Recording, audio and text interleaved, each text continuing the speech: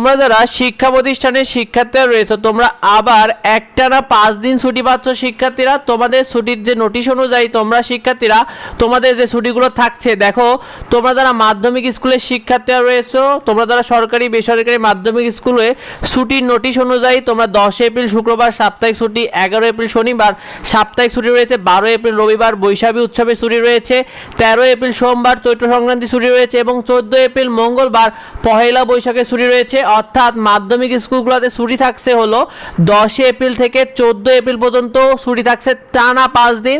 তোমরা যারা মাধ্যমিক স্কুলের শিক্ষার্থীরা রয়েছে তোমরা টানা 5 দিন ছুটি পাচ্ছ। তোমরা যারা প্রাইমারি স্কুল বা প্রাথমিক স্কুলের শিক্ষার্থীরা রয়েছে প্রাথমিক স্কুলের নোটিশ অনুযায়ী তোমাদের 10 এপ্রিল শুক্রবার সাপ্তাহিক ছুটি থাকবে, তবে 11 এপ্রিল শনিবার তোমাদের তো খোলা থাকছে, তবে 12 এপ্রিল রবিবার তোমরা বৈশাখী উৎসবে ছুটি রয়েছে, 13 এপ্রিল সোমবার চৈত্র সংক্রান্তি ছুটি এবং 14 এপ্রিল মঙ্গলবার পহেলা বৈশাখের ছুটি।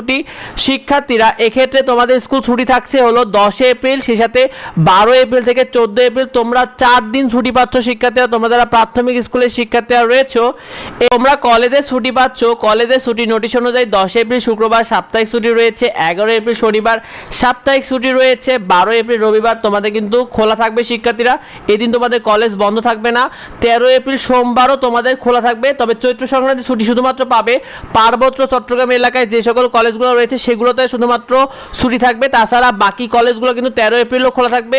আর 14 এপ্রিল মঙ্গলবার তোমাদের পহেলা বৈশাখে ছুটি থাকবে।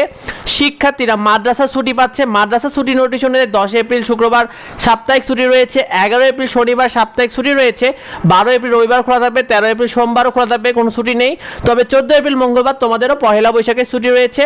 তো এই বিষয়টা বেশি বেশি করে অন্যদের মধ্যে শেয়ার করে দাও যাতে এই বিষয়টা অন্যরা জানতে পারে। পরবর্তী আপডেট পেতে অবশ্যই আমাদের সাথে যুক্ত হও। দেখা হয় পরবর্তী ভিডিওতে। ধন্যবাদ সবাইকে।